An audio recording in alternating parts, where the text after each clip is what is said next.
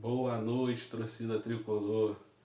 Aqui quem fala com vocês é o Luan Maia, tricolor de coração. Venho aqui por meio desse canal trazer notícias, informações, atualizações sobre o Fluminense. Pretendo fazer isso diariamente.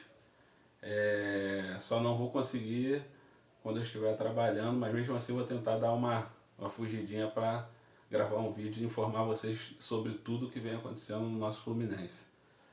Primeira live, né? Primeiro vídeo, né, no canal. E infelizmente com uma derrota, né, do Fluminense para o Fortaleza. Uma derrota para o Fortaleza. Um excelente time, muito bem treinado, tem um excelente treinador. O Fluminense hoje começou com uma formação com times misto, né? Tava com 4 titulares, que eram o Nino, Alexander, o Fábio e o André.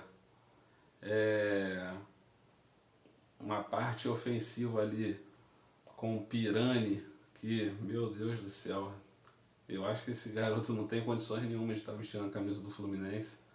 Muito fraquinho, muito fraco. Lelê apagado, Alan também não mostrou que veio até agora, entendeu? Também falta ritmo de jogo, joga poucas vezes. E foi uma partida bem ruim para o torcedor tricolor. Ficou barato, hein? Ficou barato. Graças ao nosso goleiro aí, Fábio, que fez uma excelente partida, salvou a gente de tomar uma goleada histórica hoje. Salvou o Fluminense hoje de ter tomado uma goleada histórica. Histórica. Muitos erros, muitos individuais. O Alan não conseguia acertar um passe de 2 metros. Pirani, tudo que tentava fazer, não conseguia. Guga, muito espaço, dando muito espaço. Foi um dos piores também em campo, perdido. E no segundo tempo, o Diniz foi lançando os jogadores, os titulares, mas ele se desfez da sua forma, né, de jogar, da sua forma de jogar. O Fluminense no segundo tempo, com as entradas aí do Paulo Henrique Ganso e do Arias no intervalo, deu uma certa melhorada, mas aos 20 minutos do segundo tempo, o Diniz ele colocou o Germancano e o Keno, tirando um zagueiro e um lateral, entendeu? E o que acontece? O Fluminense nesse momento estava com 4, 5 atacantes. Estavam com Germancano, Keno, Lelê, John Kennedy. Aí você tem Arias, o Ganso, só aí são 6 jogadores do meio para frente, de jogar para o meio para frente. Então o time ficou extremamente ofensivo, mas descuidou da parte defensiva. O Fortaleza chegava com a maior facilidade do mundo. Era só roubar a bola lá na defesa e lançar. Pegava o Moisés, que fez uma excelente partida, um excelente jogador. A gente aqui, tricolor, já observa o Moisés desde o ano passado, sabe das qualidades do jogador. Inclusive, aí no começo do ano, muitos torcedores mandavam mensagem até para a diretoria, para o presidente, pedindo a contratação desse jogador, que ele é muito acima da média, muito bom de bola, entendeu? E ele hoje acabou com o jogo, acabou com a partida. Mas não tem terra arrasada. Diniz, para mim, fez a escolha errada. Para mim, ele deveria ter feito como fez contra o Paysandu, entrava com o time titular, tentava fazer o resultado e depois vinha tirando para poder poupar, entendeu? Os jogadores. Até porque ele lançar os titulares depois que o jogo está 2, 3-1, 2-0, fica complicado. Desgasta muito mais os titulares, você tem que correr atrás do adversário, entendeu? Você correr atrás do resultado desgasta muito mais. Então, nessa estratégia dele aí, no meu ver, não deu muito certo. Não deu muito certo. Mas é isso daí. Vou botar para vocês aí um trechinho da matéria dos canais ESPN comentando sobre essa partida. Tá ok? Vou deixar vocês verem aí o comentário dos repórteres aí, dos comentaristas. Fernando Praz e tinha mais duas jornalistas lá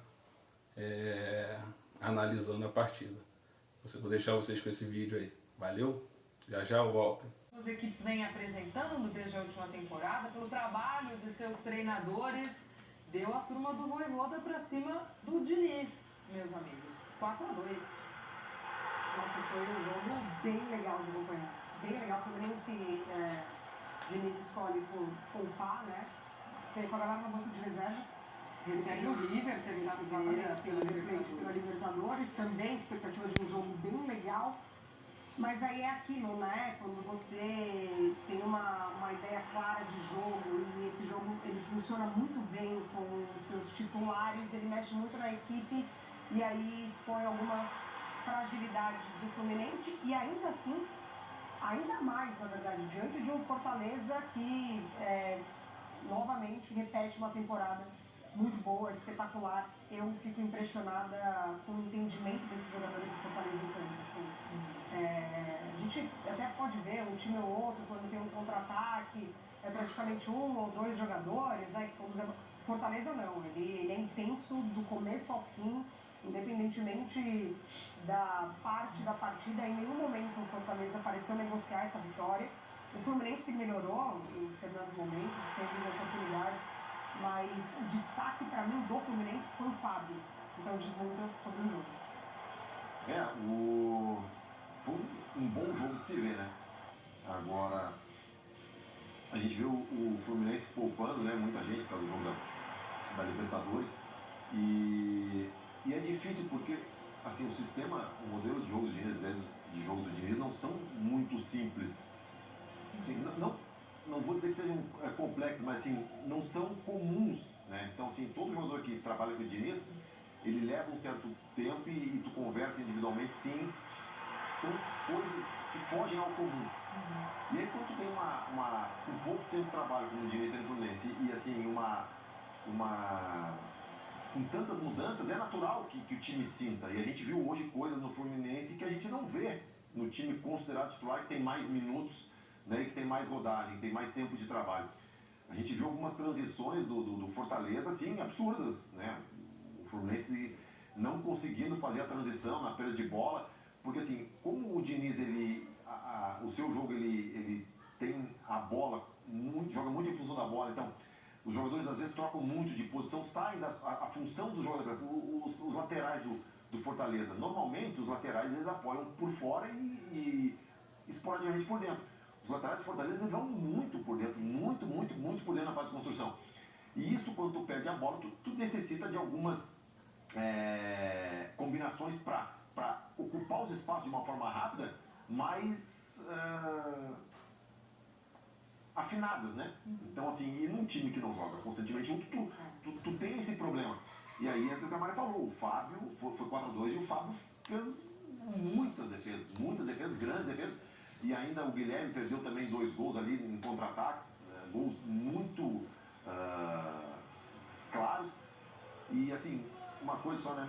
Nesses 2 jogos que a gente às vezes critica muito o futebol brasileiro, que não produz mais talentos como antigamente, que o nível técnico caiu. Eu particularmente discordo, né? A gente tem que ter uma atenção, e aqui é uma crítica para o pessoal fora de campo, né? A gente, se tem nossas falhas dentro de campo, eu tô falando aqui como ex-atleta, né? Temos, né? A gente dentro de campo pode performar melhor, mas acho que o futebol brasileiro ainda peca muito pela parte extra-campo. A gente viu 2 jogos bons, o do Fortaleza e do Fluminense em termos visuais melhor, né? Um jogo melhor, com mais gols, mas o jogo do Curitiba e de São Paulo não foi um jogo ruim. Estádios lotados, quase 30 mil pessoas no Couto Pereira, Castelão lotado. Só que aí, por outro lado, a gente vê, o calendário a gente vai falar, né? O Fluminense precisando poupar jogadores, mais 2 gramados que aparentemente ruins. E se não tão ruins, mas esse gol, por exemplo, esse gol que o Fábio solta essa bola, a gente já vê a marca do campo replantado em um gramado que foi trocado há pouco tempo. Então, assim, se a gente quer melhorar o futebol, Eu acho que o ponto de partida financeira é importante, estádio é importante, arenas são importantes, planejamento é importante, metodologias são importantes, mas o principal é o campo de futebol. Nada no futebol acontece se não tiver campo bom. Tem razão. Enquanto a gente confere aí, o Fluminense, como nós lembramos, já na terça-feira recebe o River Plate pela Libertadores, e o Fortaleza só vai jogar na Sula na quinta, né? Recebe o Estudiantes de Mérida na quinta-feira, então também tem um tempo aí de recuperação, até para que o Fortaleza também pudesse hoje se dar o luxo de ter a sua equipe, né? Hoje, são 2 dias hoje aí. 2 dias no calendário brasileiro é uma semana de trabalho. É uma semana de trabalho, é uma semana, é um ciclo de trabalho que o treinador tem. E assim, o Fluminense não sofria gols há 5 jogos, né? Então isso diz muito também sobre o time que o Diniz escolhe para entrar hoje, porque é um sistema defensivo, né? Não é só zagueiros e laterais. E também sobre o Fortaleza, porque é um time muito intenso.